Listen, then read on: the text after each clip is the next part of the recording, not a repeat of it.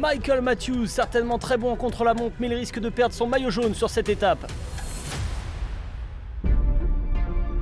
Bonjour à tous et bienvenue sur la troisième étape de Paris-Nice 2021. Place aux favoris aujourd'hui avec une première possibilité de se détacher pour les rouleurs sur le contre-la-montre de Gien.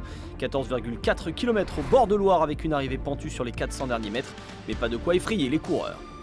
On attend donc les cadors de l'effort solitaire sur ce tracé court et peu exigeant, pas sûr qu'il y ait de gros écarts à l'arrivée. Et parmi les premiers partants, c'est bien évidemment Juan Dennis qui signe la première référence.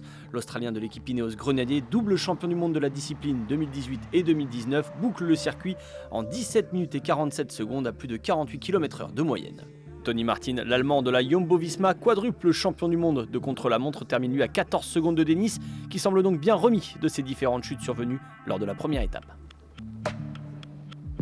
Parmi les coureurs attendus, tout le monde se casse les dents sur le chrono de Dennis. Son coéquipier Tao Geoghegan, vainqueur du dernier Giro, perd plus de 30 secondes.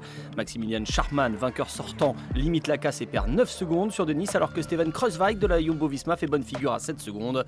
Mais quelques outsiders sont encore en lice, c'est le cas de Søren Kragh Andersen. Vainqueur l'an passé du chrono de Saint-Amand-Montrond, le coureur de la team DSM réédite une belle performance et vient déloger Juan Dennis pour près de 3 secondes. Bien parti pour remporter l'étape, le Danois va suivre d'un œil attentif les départs de Primož Roglič ou encore Rémi Cavagna, dernier cador pouvant le faire descendre de la plus haute marche. D'ailleurs, le champion de France de la discipline va dominer Roglič, qui signe pourtant provisoirement le meilleur temps. Le Slovène, vainqueur de la Vuelta et du seul chrono disputé en Espagne, est battu par Cavagna qui passe la barre des 49 km/h de moyenne. Mais la joie de Cavagna sera de courte durée, comme l'écart le séparant de Stefan Bissegger qui crée la sensation en prenant la tête de l'étape pour moins d'une seconde.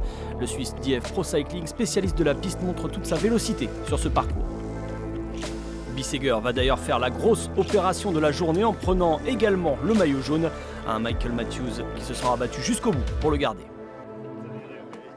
Voilà la découverte de ce début de saison passé pro l'an dernier chez IF Pro Cycling. Stefan Bissegger, médaillé d'argent sur le chrono des championnats d'Europe en 2020 chez les Espoirs, confirme en ce début de saison, en terminant notamment deuxième sur un chrono derrière Filippo Ganna. C'était sur le Tour des Émirats Arabes Unis. Voilà donc son premier succès World Tour à 22 ans, avec en bonus un maillot jaune. Je suis encore jeune, donc j'ai encore beaucoup de choses à prouver par rapport aux autres coureurs. Je savais que je pouvais le faire sur un contre-la-montre comme celui-là et qu'il fallait compter sur moi. Ce genre de chrono, c'est fait pour moi, je viens de la piste, c'est un tracé court et nerveux comme j'aime. C'est bien d'avoir pu montrer mes capacités et d'avoir remporté cette étape.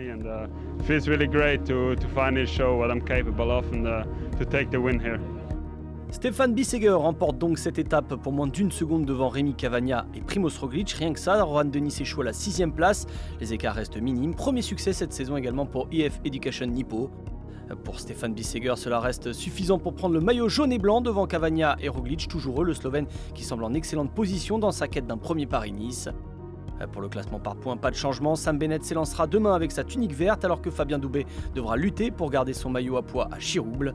Enfin, Stefan Bissegger en profite également pour se parer du maillot blanc de meilleur jeune avec un beau défi qui l'attend demain.